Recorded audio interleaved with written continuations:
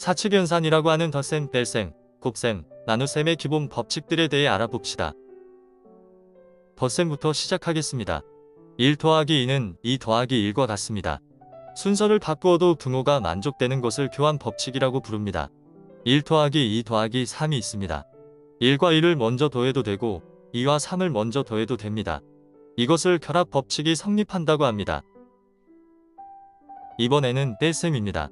1 빼기 2는 2 빼기 1과 다릅니다. 3 빼기 2 빼기 1은 3에서 2를 먼저 빼는 것은 괜찮지만 2에서 2를 먼저 빼면 틀린 값이 얻어집니다. 뺄셈에서는 교환 법칙과 결합 법칙이 모두 성립하지 않습니다. 곱셈을 보겠습니다. 2 곱하기 3은 3 곱하기 2와 같습니다.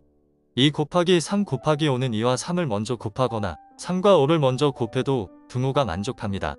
곱셈은 교환 법칙과 결합 법칙이 모두 성립합니다. 나눗셈은 어떤가요? 2 나누기 3은 3 나누기 2와 다릅니다. 12 나누기 3 나누기 2가 있습니다. 12에서 3을 먼저 나누는 것은 문제가 없지만 3에서 2를 먼저 나누면 틀린 값이 얻어집니다. 나눗셈에서는 교환 법칙과 결합 법칙이 모두 성립하지 않습니다. 덧셈, 뺄셈, 곱셈, 나눗셈이 섞여 있는 식을 간단히 해보겠습니다. 곱셈과 나눗셈을 먼저 계산하는 것을 알고 계시죠? 따라서 덧셈과 뺄셈으로 이루어진 수식을 얻을 수 있습니다. 차례로 계산하면 됩니다.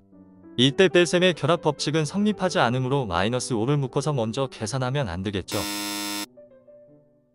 이번에는 분배 법칙입니다. 2 곱하기 괄호에 3 더하기 5입니다. 괄호를 먼저 계산하면 2 곱하기 8이므로 16이 답이 됩니다. 이제 괄호 안의 숫자를 사과와 귤의 개수라고 상상해 볼까요?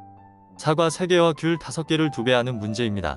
사과는 6개가 되고 귤은 10개가 되므로 2 곱하기 3과 2 곱하기 5의 합으로 적을 수 있습니다. 분배 법칙은 곱하는 수가 괄호 안에 각 숫자에 한 번씩 모두 곱해줘야 한다는 법칙입니다.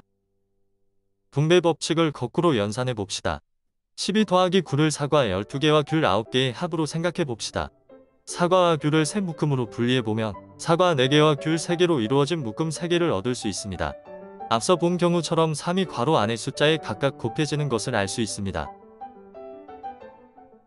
왜 뺄셈의 결합 법칙은 성립하지 않는지 볼까요? 5 빼기 3 빼기 2에서 빼기 3에서부터 괄호로 묶으면 맞지 않습니다. 빼기 부호를 음수로 바꾸어 덧셈으로만 표현하면 이와 같습니다. 이 경우에는 결합 법칙이 성립하므로 뒤부터 계산해도 됩니다. 이제 이 수식을 분배 법칙을 이용해서 다시 써봅시다. 음수의 -2를 빼서 분배 법칙으로 쓰면 이렇게 됩니다. 그러므로 마이너스 부호로 결합된 괄호 안은 덧셈 부호로 연결되어야 하는 것입니다. 뺄셈 부호로 적으면 틀린 것이 됩니다. 음수가 섞여 있는 수식이 헷갈리나요? -3은 -1 곱하기 3과 같습니다. -3 곱하기 5는 -1이 곱해져 있는 식으로 바꾸면 이와 같고 교환 법칙과 결합 법칙이 모두 성립하므로 -1의 위치를 3 뒤로 옮기면 5를 마이너스로 바꿀 수 있습니다. -3 곱하기 5는 3 곱하기 -5와 같습니다. 이번에는 3의 위치를 5 뒤로 옮겨 보겠습니다. 그럼 -3 곱하기 5는 -5 곱하기 3과 같습니다. 예제를 통해 분배 법칙을 확인해 봅시다. 수식의 A값을 구하는 문제입니다. 풀이 방법의 하나는 35를 5와 7의 곱으로 먼저 분해하고 5를 소거하면 A값을 구할 수 있습니다. 다른 풀이 방법으로 분배 법칙을 적용해 봅시다. 수식의 왼편을 분배 법칙으로 풀고 상수항을 반대쪽으로 넘기면 A값을 구할 수 있습니다. 이번에는 B와 C의 값을 구하는 문제입니다. 12와 27을 3의 곱으로 각각 나누어 써주면 분배 법칙을 통해 3으로 묶을 수 있습니다.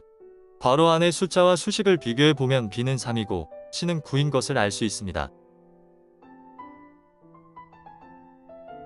분배 법칙을 정리해 봅시다. 괄호 안의 덧셈 또는 뺄셈이 곱셈과 연결될 때 괄호 안의 모든 숫자에 공평하게 곱셈을 해주어야 하는 법칙입니다. 반대로 같은 수로 곱해져 있는 덧셈이나 뺄셈을 괄호로 묶을 수도 있습니다. 주의해야 할 점은 괄호 안이 곱셈이나 나눗셈으로 연결되어 있다면 그것은 곱셈의 연결식이므로 두 번 곱해지는 오류를 범해서는 안되겠습니다.